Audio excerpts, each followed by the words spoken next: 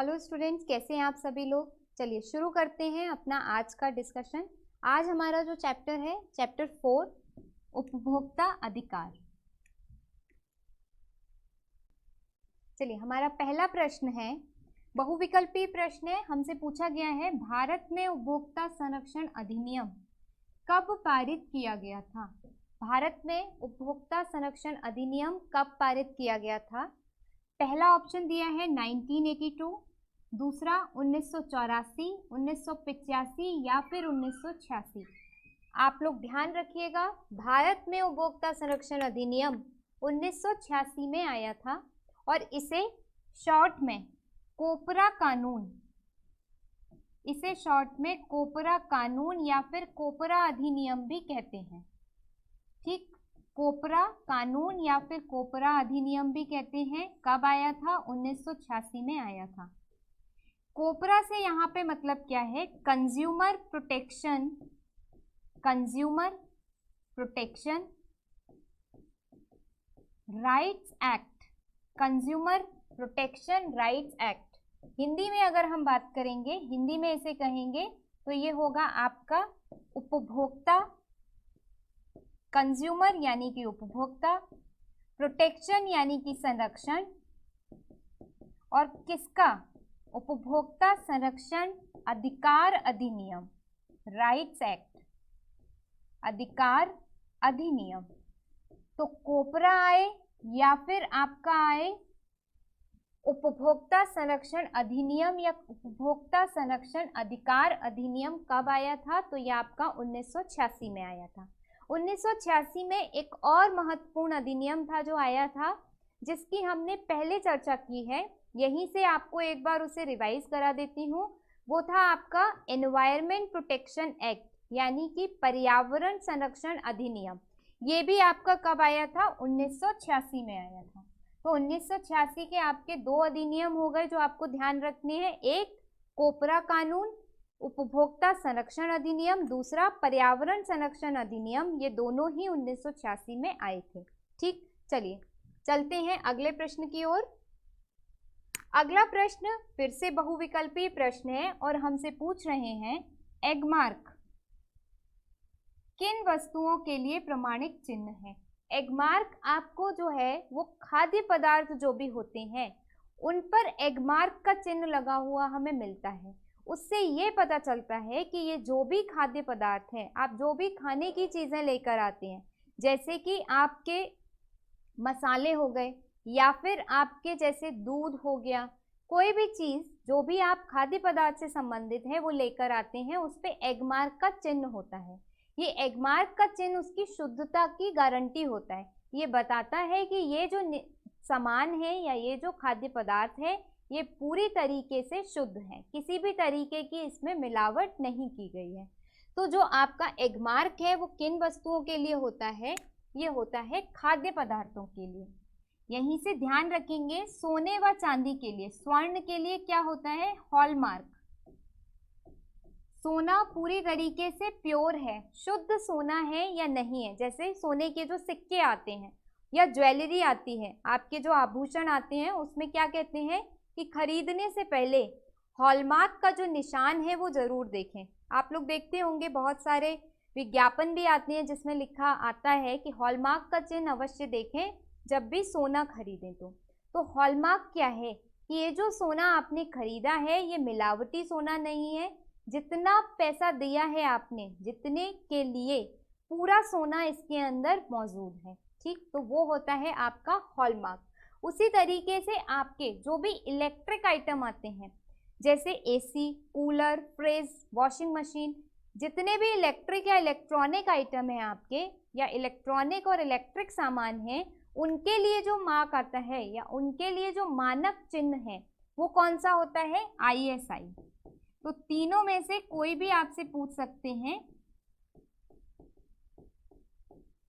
कि हॉलमार्क किसके लिए होता है, तो हॉलमार्क होता है सोने के लिए, और दूसरा खाद्य पदार्थों के लिए एगमार्क, और तीसरा आपका इलेक्ट्रिक व इलेक्ट्रॉनिक आइटम जो हैं उनकी गुणवत्ता, उनका जो मानक है उसको निर्धारित करने के लिए कौन सा होता है? ISI।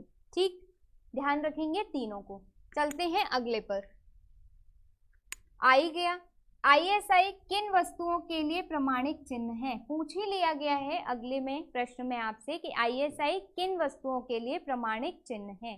तो आईएसआई आपका किन वस्तुओं के लिए है? इलेक्ट्रिक और इलेक्ट्रॉनिक सामान के लिए, जैसे आपके टीवी, फ्रिज, कूलर, इन सब के लिए प्रमाणिक चिन्ह है आईएसआई। ठीक, आते हैं अगले प्रश्न पर। चलिए, अगला प्रश्न हमसे पूछ रहा है कि उपभोक्ता आंदोलन की शुरुआत किन कारणों से हुई? देखिए, उपभोक्ता कौन होता है?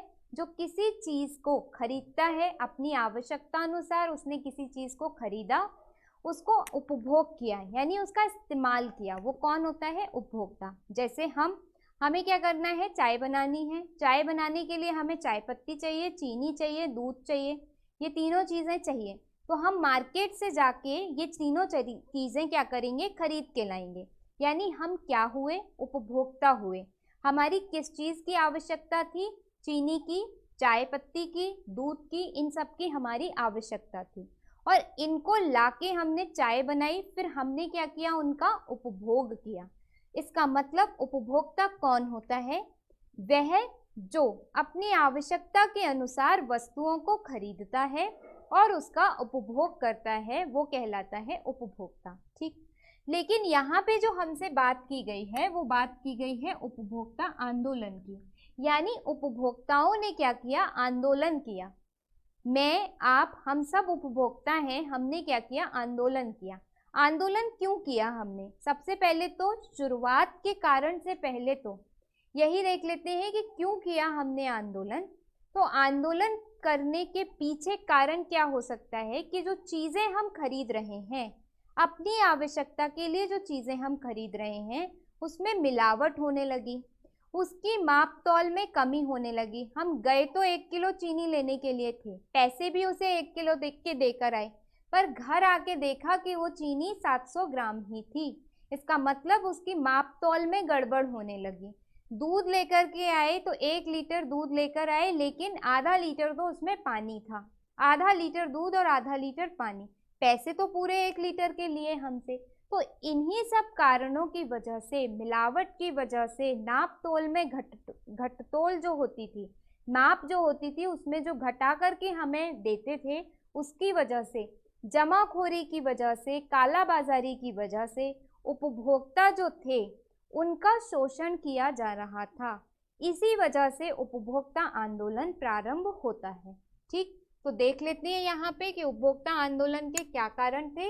उपभोक्ताओं को का विक्रेताओं और उत्पादकों द्वारा विभिन्न तरीकों से, अब देखिए कौन करेगा हमारा शोषण? हम जिसके पास सामान लेने जा रहे हैं, मान लीजिए बनिया की दुकान पर जा रहे हैं, जो भी जनरल स्टोर वाला है उसकी शॉप पर जा रहे हैं सामान खरीदने के लिए, तो वो करेगा हमारा शोषण। क्यों? क्योंकि हमें पूरी तौल नहीं देगा। मसाले की लाल मिर्च हमने खरीदी, लेकिन उसमें लाल मिट्टी मिला करके हमें दे दी। इस तरीके की जो मिलावट है वो कौन करेगा? या तो उत्पादक करेंगे, यानी जब कंपनी से या फैक्ट्री से जो सामान बन के आया, या तो मिलावट वहां पे होगी। हल्दीराम की नमकीन या हल्दीराम की जो नमकीन है उसमें कुछ मिला करके हमें दे दें, तो वो उनके उत्पादक के स्तर पर आ रही है। विक्रेता भी कर सकते हैं। कैसे? विक्रेता ने हमें 1 किलो आलू की बजाय आपके मान लो कम तौल दिए, 2-3 आलू कम तौल दिए, 900 ग्राम ही आलू दिए, 800 ग्राम ही आलू दिए, तो ये क्या हो जाएगा? ये विक्रेता के स्तर पर हो गया। यानी कि उपभोक्ताओं का विक्रेताओं और उत्पादकों द्वारा विभिन्न तरीकों से शोषण किया जाता था। इसी वजह से उपभोक्ता आंदोलन शुरू हुए। ठीक है, कैसा शोषण? उपभोक्ता से अधिक कीमत वसूल करना। बिल्कुल सही बात है। हर शॉप पर या हर जगह मान लो जो आपका सामान है या दूध जो है वो मिल रहा है 20 रुपए, 20 रुपए का आधा किलो, लेकिन कुछ जो आपके विक्रेता हैं वो बेच रहे हैं 30 रुपए का आधा किलो। तो ये क्या है? ये शोषण है, एक तरीके का उपभोक्ता का शोषण है। जिसे नहीं पता कि वहां पे 20 रुपए किलो मिल रहा है तो वो तो 30 रुपए का ही लेके आ जाएगा, उसके तो 10 रुपए फालतू चले गए कि नहीं चले गए। इसका मतलब ये है कि कैसे हो सकता है शोषण? अधिक कीमत वसूल करके, वस्तुओं में मिलावट करके आपसे अरहर की दाल की जगह अरहर की दाल में तुअर की दाल मिला देते हैं। तो क्या हो गया, दोनों एक सी दिखती हैं दालें लगभग, पर अरहर की दाल थोड़ी महंगी होती है और तुअर की दाल सस्ती होती है। आप तुअर की दाल मिला करके अरहर की दाल के भाव बेच रहे हैं, इसका मतलब मिलावट कर दी। दूध में पानी मिला देना, मिलावट कर सकते हैं। तीसरा, कम मापतौल करना, 1 किलो का 900 ग्राम देना, 800 ग्राम देना। अक्सर ऐसा होता है जब हम अनाज वगैरह खरीदते हैं, और ये जो राशन की दुकानें होती हैं जहाँ पे सरकार मुफ्त में अनाज देती है, उन दुकानों पर ये अक्सर होता है। उन पर तो जो आपका राशन विक्रेता होता है वो तो कई बार ऐसे करता है कि कभी भी आपको पूरा अनाज नहीं देता, हमेशा मापतौल में गड़बड़ी कर देता है। ठीक, उसके बाद असली के स्थान पर नकली वस्तुओं को देना आदि के कारण उपभोक्ता आंदोलन की शुरुआत हुई। असली के स्थान पर कैसे, सोने में मिलावट कर देना। असली कहा कि ये सोना है, लेकिन सोना नहीं होकर के कुछ और धातु होती थी जिस पर पॉलिश वॉलिश करके आपको थमा दी, और ये कहा कि ये सोना है। पर कुछ समय बाद जब आपको ज़रूरत पड़ी, आपने सोचा चलो सोना खरीदा था उसको बेच कर आते हैं, पैसा मिल जाएगा। तो फिर आप सब गए सुनार के पास, तो उसने बोला ये तो नकली है। तो इस तरीके की आपकी घटनाएं हो रही थी, और जो विक्रेता थे या जो उत्पादक थे वो उपभोक्ताओं का शोषण कर रहे थे, जिस वजह से 1960 के दशक में भारत में उपभोक्ता आंदोलन की शुरुआत होती है। और 1986 में सरकार या संसद में उपभोक्ता संरक्षण अधिनियम 1986 पारित होता है, और उस अधिनियम के अंतर्गत उपभोक्ताओं के अधिकारों की रक्षा करने की बात कही जाती है। ठीक है, समझ में आ गया? आगे चलते हैं। अगला प्रश्न है, राष्ट्रीय उपभोक्ता दिवस कब और क्यों मनाया जाता है? हमारे यहाँ राष्ट्रीय उपभोक्ता दिवस मनाया जाता है, कब मनाया जाता है, क्यों मनाया जाता है? देखिए, राष्ट्रीय उपभोक्ता दिवस मनाते हैं 24 दिसंबर को।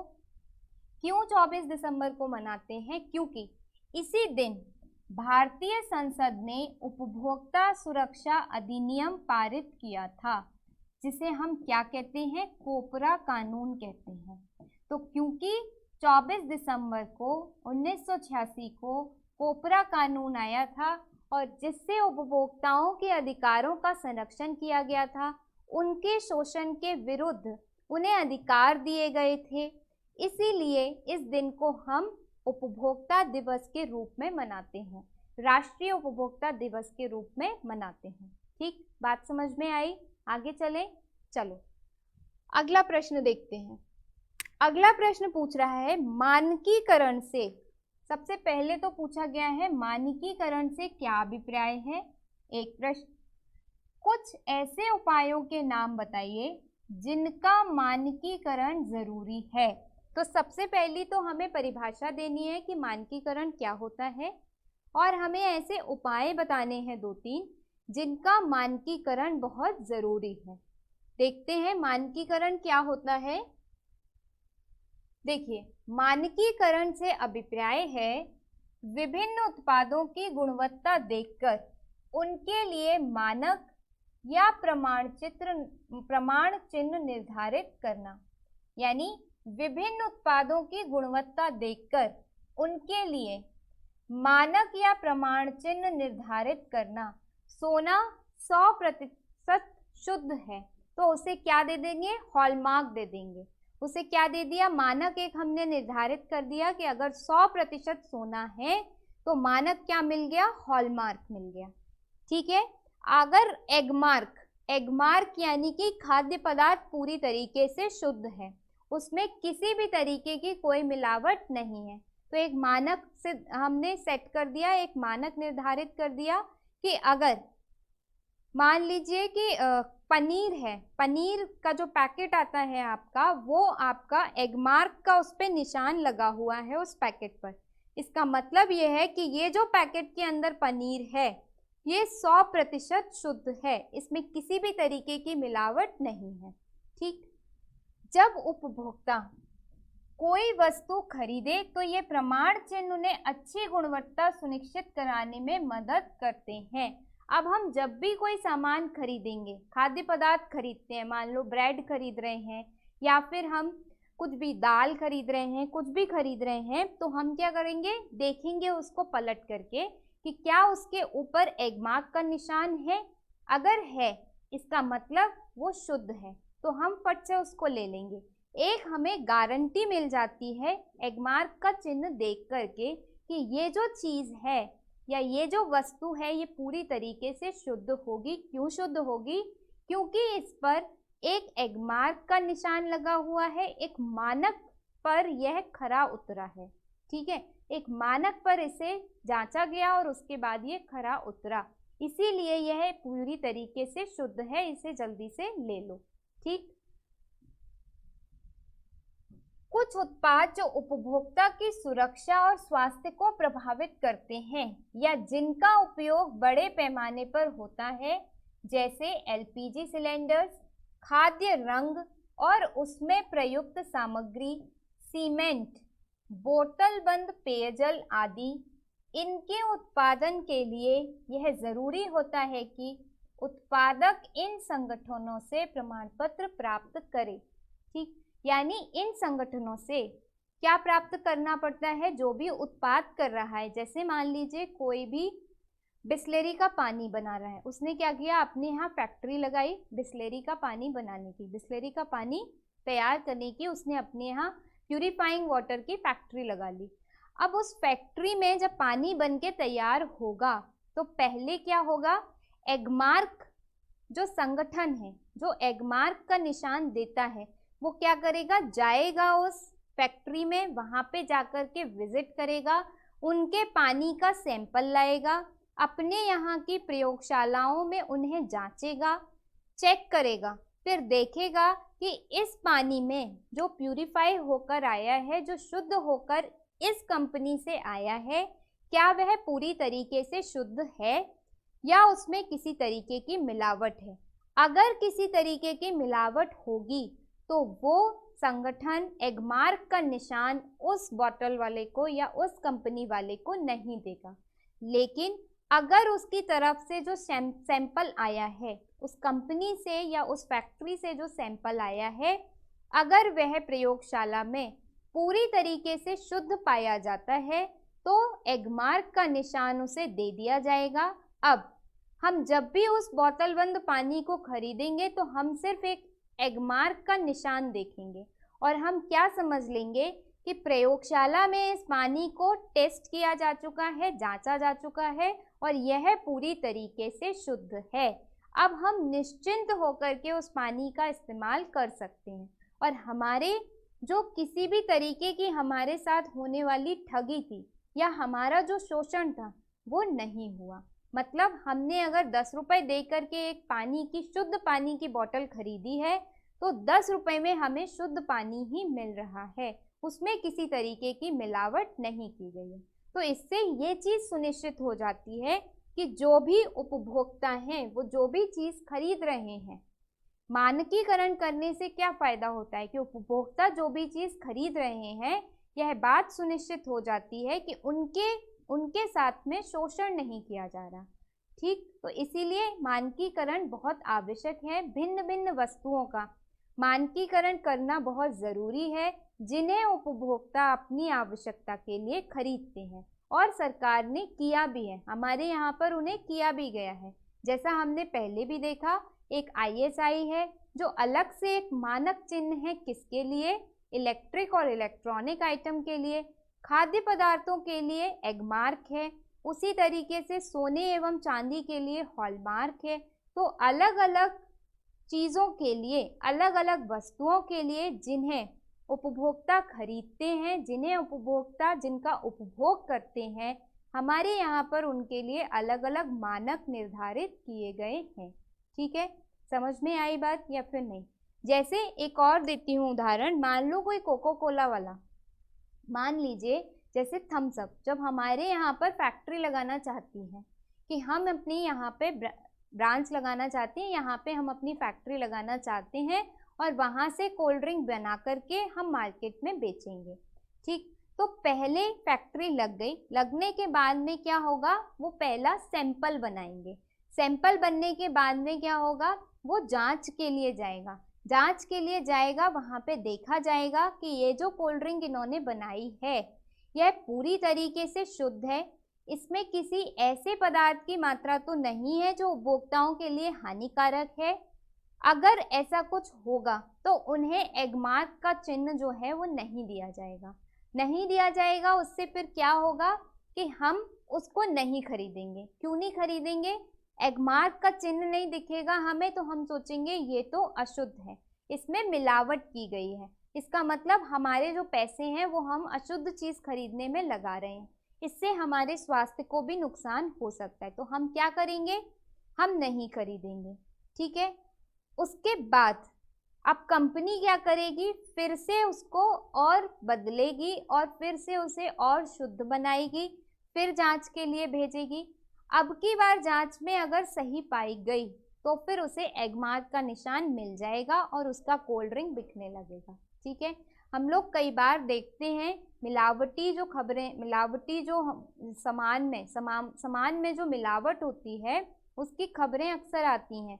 दिवाली का जब समय होता है, होली का जब समय होता है, तो जो मावा होता है, खोआ जिसे हम कहते हैं, मावा जिसकी मिठाइयाँ बनती हैं, उसमें बहुत मिलावट की जाती है। तब हम देखते हैं कि इंस्पेक्टर्स जो होते हैं, आपके फूड इंस्पेक्टर्स जो होते हैं, वो लोग शॉप्स पर जाकर के चेकिंग करते हैं और देखते हैं कि कहीं खोए की मिठाई में मिलावट तो नहीं की जा रही है। इस तरीके की घटनाएं हम देखते हैं और अखबारों में पढ़ते भी हैं। तो ये किस कानून के अंतर्गत करते हैं, उपभोक्ता संरक्षण अधिनियम के अंतर्गत।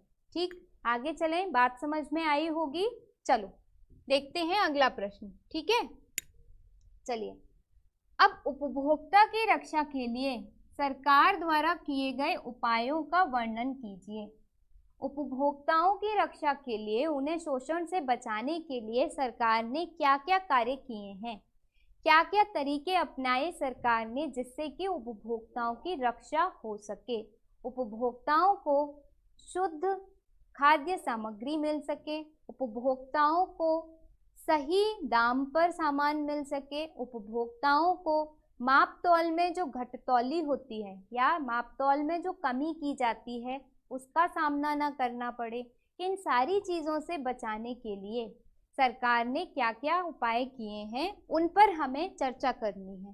ठीक है, देखो, पहला उपाय, निम्नलिखित उपाय किए हैं सरकार ने। पहला उपाय कानूनी उपाय, वही मेरा जो पहला ही तरीका था, भूल मत जाइएगा उसको।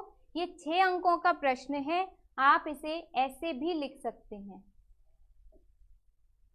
नंबर 1 कानूनी उपाय।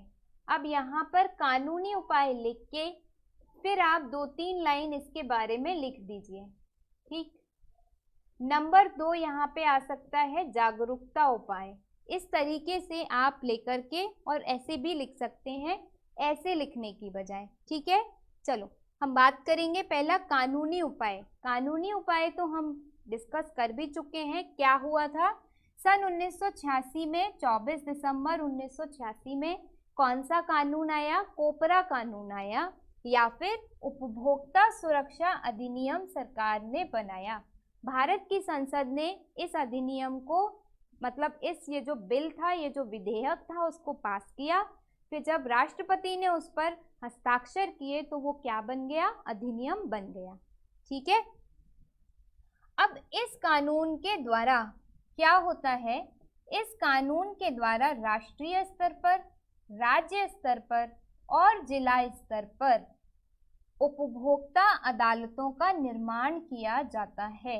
इस कानून के अंतर्गत राष्ट्रीय स्तर पर, राज्य स्तर पर और जिला स्तर पर उपभोक्ता अदालतों का निर्माण किया जाता है।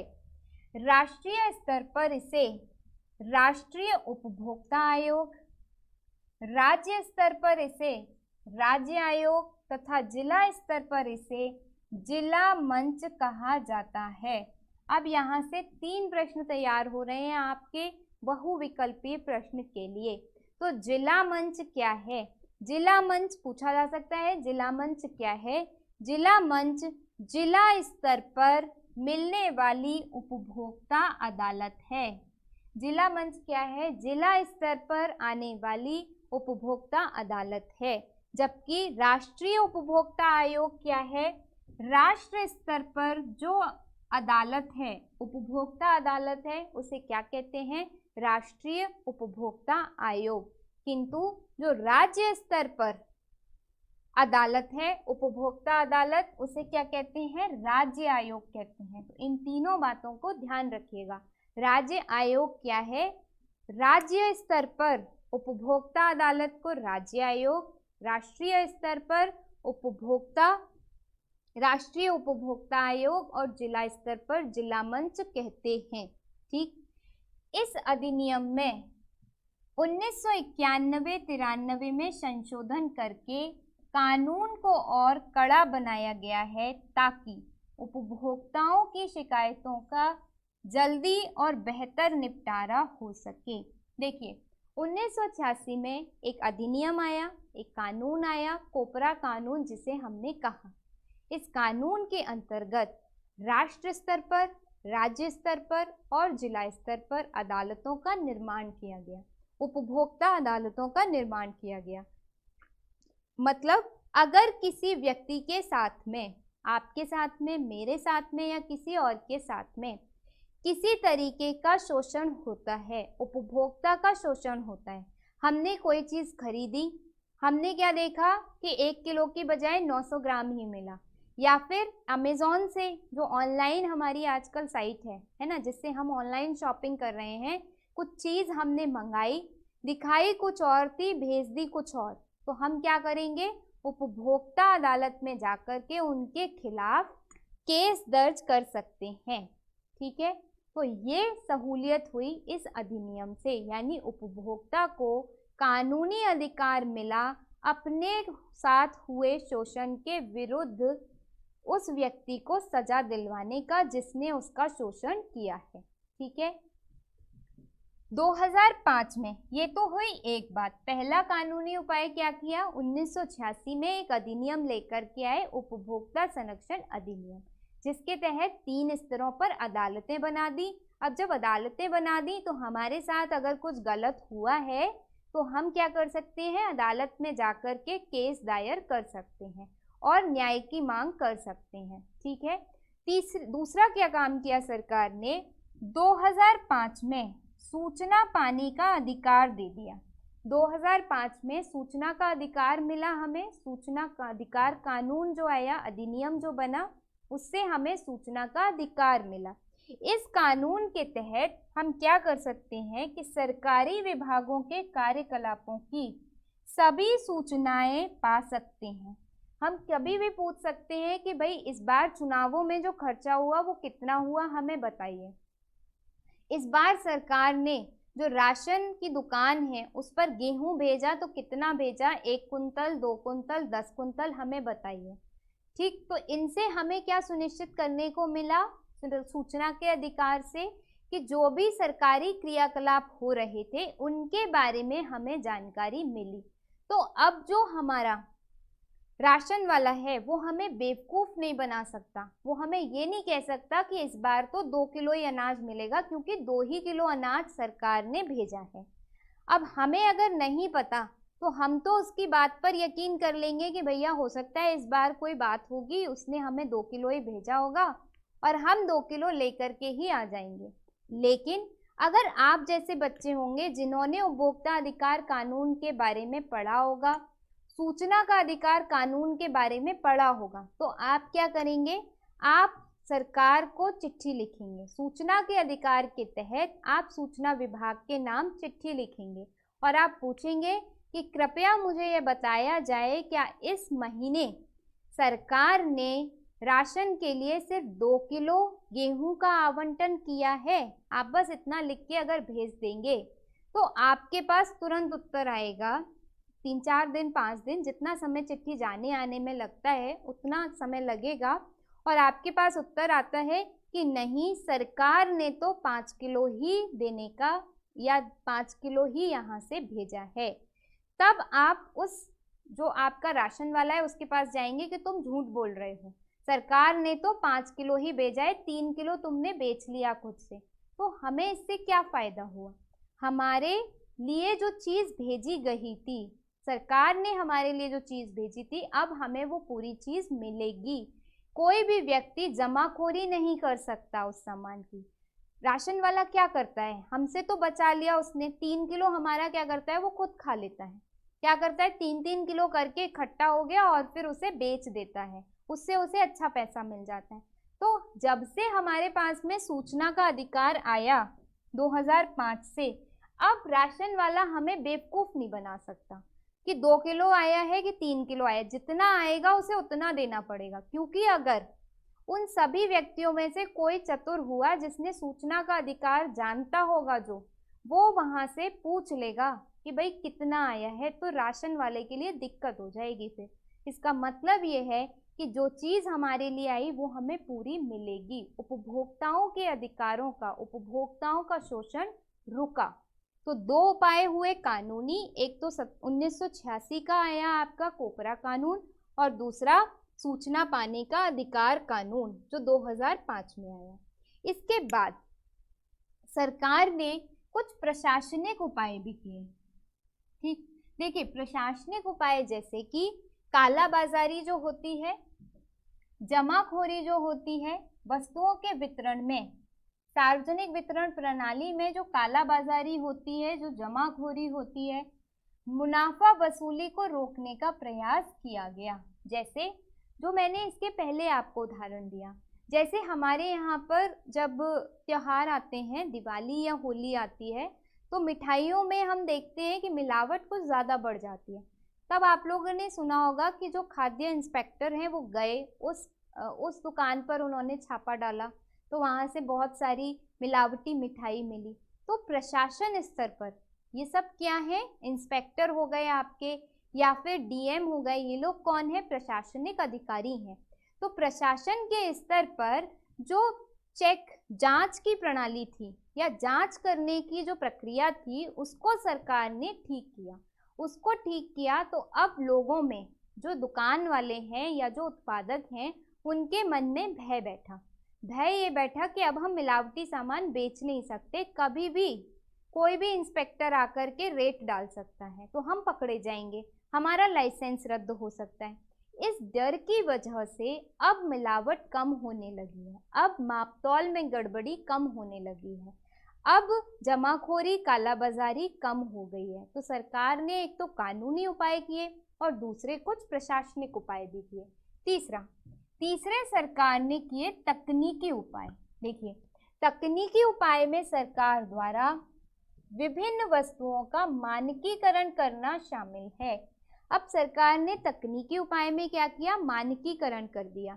मानकीकरण कैसे, कि आपके पास में जब तक आपके उत्पाद के लिए एगमार्क का चिन्ह नहीं होगा, आप उसे नहीं बेच सकेंगे। जैसे मान लो अगर आज मैं सोचती हूँ कि मैं अपनी कोई फैक्ट्री लगाऊं, किस चीज़ की, चिप्स बेचने हैं मुझे, मान लो आलू के चिप्स मैं बेचना चाहती हूँ पैक करके, और मैं सोचती हूँ कि चलो मैं आज से चिप्स बनाने की फैक्ट्री लगाती हूँ। मैंने लगा ली फैक्ट्री। अब मेरे लिए ये ज़रूरी हो जाएगा कि अगर मैं चिप्स बना के मार्केट में बेचना चाहती हूँ तो मुझे एगमार्क का जो निशान है वो लेना पड़ेगा, तभी मैं उसे अच्छे से बेच सकूंगी। तो क्या हुआ, ऐसे में मेरे को एगमार्क का निशान लेना पड़ा, और वो कब मिलेगा, जब मेरे चिप्स हर तरीके से शुद्ध होंगी। इसका मतलब ये है कि कुछ सरकार ने तकनीकी उपाय किए जिससे उपभोक्ताओं का जो शोषण हो रहा था उसे रोका जा सके। तो 3 स्तरों पर सरकार ने काम किए। एक और स्तर हम जोड़ सकते हैं इसमें, जैसे कि जागरूकता अभियान। कुछ सरकार ने चलाए जागरूकता अभियान। जागरूकता अभियान के अंतर्गत सरकार क्या करती है, टीवी पर ऐड दिखाती है, विज्ञापन दिखाती है। हम देखते हैं कि बहुत सारे हमारे जो टीवी जो है हमारे यहाँ, उस पर क्या चलते हैं, विज्ञापन चलते हैं कि जब भी सोना खरीदें हॉलमार्क के मार्क के साथ में खरीदें, एगमार्क का निशान ज़रूर देखें। जैसे कि जब अगर आप लोग रेडियो वगैरह सुनते होंगे तो उसमें आपका ऊर्जा संरक्षण को लेकर के अक्सर एक प्रोग्राम आता है, एक कार्यक्रम आता है, जिसमें ये बताते हैं कि जब भी आप इलेक्ट्रिक उपकरण खरीदें तो ISI मार्क देखकर ही खरीदें। क्यों? उससे बिजली की बचत भी होती है, ऊर्जा का संरक्षण होता है, और वो जो उपकरण होते हैं वो पूरी तरीके से सही होते हैं। ठीक है, उनमें किसी भी तरीके की तकनीकी खराबी होने की संभावना कम होती है। ठीक, तो इस तरीके से सरकार ने बहुत सारे जागरूकता अभियान भी चलाए जिससे कि उपभोक्ता जागरूक हो। देखो, इन सारे उपायों का फायदा कब है, कानूनी उपाय का फायदा कब है? अगर हमें पता ही ना हो कि हमारे लिए सूचना का अधिकार भी है, तो हम तो 2 किलो ही अनाज राशन वाले से लेकर आ जाएंगे, हम RTI डालेंगे ही नहीं, क्योंकि हमें पता ही नहीं है। जिसे पता होगा वही तो डालेगा ना। अब मान लीजिए अमेजोन से मैंने कोई सामान मंगाया, उन्होंने खराब सामान भेज दिया। अब मुझे पता ही नहीं है कि अदालत भी होती है, उपभोक्ता अदालत भी होती है जिला स्तर पर, जहाँ पे जाकर के मैं क्या कर सकती हूँ, कंप्लेन कर सकती हूँ। तो इसका मतलब कि मुझे पता नहीं है तो मैं जाऊंगी नहीं, मैं तो बस लेकर के बैठ जाऊंगी और दुखी होंगी कि यार उन्होंने मुझे क्या किया, ठग लिया। ठीक है, तो यानी कि हमें जागरूक होना भी बहुत ज़रूरी है, और उसके लिए भी सरकार ने कई प्रयास किए। उपभोक्ता जागरूकता अधिनियम, यानी उपभोक्ता जागरूकता सप्ताह भी बनाया जाता है, सरकार मनाती है पूरे वीक, उपभोक्ताओं को पूरे हफ्ते क्या करती है, जागरूक करती है। तो ये कुछ उपाय थे जो सरकार ने उठाए, किस लिए? उपभोक्ताओं के अधिकारों को सुनिश्चित करने के लिए, उन्हें शोषण से बचाने के लिए। ठीक, अब इसको लिखने के लिए आप ऐसे भी लिख सकते हैं, आप इस तरीके से भी लिख सकते हैं। यहाँ पे कानूनी उपाय लिख दीजिए, यहाँ पे प्रशासनिक लिख दीजिए, यहाँ पे आप तकनीकी लिख दीजिए, यहाँ पे जागरूकता उपाय लिख दीजिए, जागरूकता अभियान लिख दीजिए। इन सबको उठा करके एक बॉक्स के अंदर बंद कर दीजिए।